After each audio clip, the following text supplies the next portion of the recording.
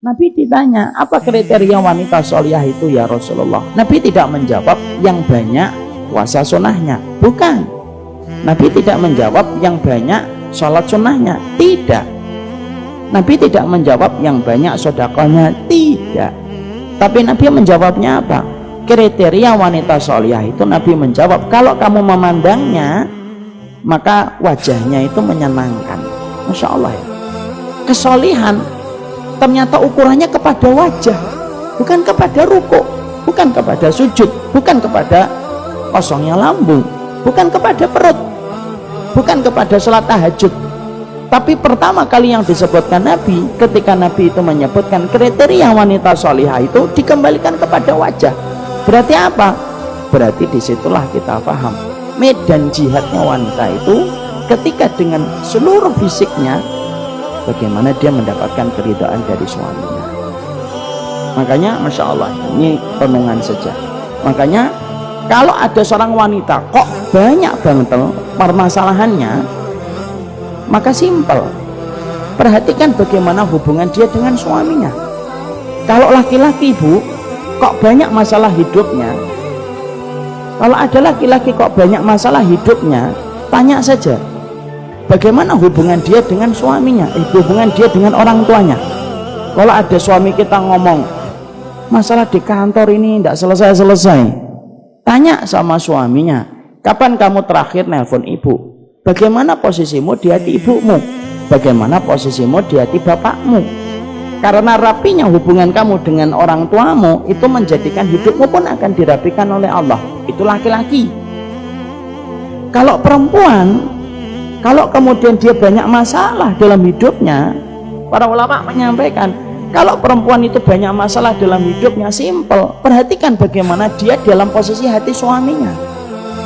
Kalau dia mendapatkan hati suaminya betul-betul ridho kepadanya, rapi hubungan dia dengan pintu surganya, tapi kualitas hidupnya di dunia bu, pintu surga aja sudah diperbaiki sama Allah kok. Ibu kalau sudah memperbaiki pintu tengahnya surga yaitu bersama suami, dunia ini diselesaikan sama Allah. Kenapa? Surga yang tinggi aja sudah selesai, apalagi cuma urusan dunia. Tapi kalau ibu sama pintu surganya tidak selesai, tidak rapi, gimana kehidupan dunia itu akan rapi? Wah, akhiratnya aja belum tentu rapi.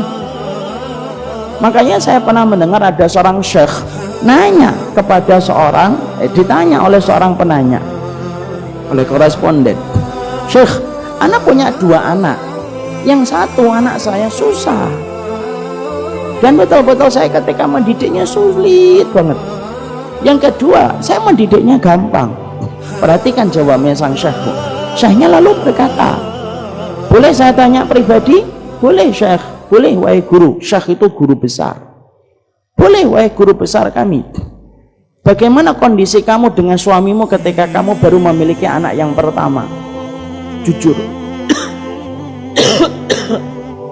Lalu serta-merta wanita itu berkata, saya bersama dengan suami saya ketika memiliki anak yang pertama itu banyak sekali turbulensnya, banyak pertengkaran kami karena baru-baru menikah, banyak penyesuaian. Saya akhirnya membuat marah suami membuat saya marah, terus bertengkar terus. Bagaimana kondisi kamu ketika bersama dengan suamimu ketika punya anak yang kedua? Setelah punya anak yang kedua, kami sudah melewati masa-masa kritis dalam pernikahan 4 tahun 5 tahun, kemudian baru punya anak yang kedua, banyak keharmonisan yang kami dapatkan, rukun kami. Syekhnya lalu menjawab, disusahkan kamu mendidik anakmu karena pada saat itu kamu tidak mendapatkan ridho suamimu. Dimudahkan kamu mendidik anakmu yang kedua karena kemudian Allah sedang mudahkan. Karena apa? Karena kamu mendapatkan keridhaan dari suamimu. Jadi ternyata keberkahan wanita sebelum menikah sama ibu dan bapaknya, tapi keberkahan wanita ketika sudah menikah itu kepada suaminya. Maaf ya bu, jangan-jangan ada penyakit yang tumbuh di hatinya kita, tumbuh di fisiknya seorang wanita, itu juga mungkin salah satunya karena mungkin dosa dia kepada suaminya. Makanya sampai-sampai di dalam syariat Allah itu memuji seorang wanita. Siapa wanita yang dipuji oleh Allah? Bukan wanita yang banyak sholatnya saja, bukan wanita yang banyak puasanya. Allah memuji wanita bukan hanya wanita yang panjang jilbabnya saja, bukan. Allah memuji wanita yang bukan hanya bercadar saja, bukan. Tapi termasuk wanita yang dipuji oleh Allah sampai dijanjikan surga, yaitu adalah wanita yang diceritakan oleh Rasul. Kalau dia lagi bertengkar dengan suaminya, maka dialah yang meminta maaf. Terlepas siapapun yang salah, dia minta maaf dulu. Lalu dia letakkan tangannya di atas tangan suaminya sampai kemudian dia berkata, la adzuqu ghamsan hatta tardo. Kata Nabi, saya tidak akan mencabut tanganku sampai kamu ridho. Ibu-ibu pada senyum. Semoga Allah mengampuni dosa-dosa ibu semuanya. Saya akan menjelaskan ilmu.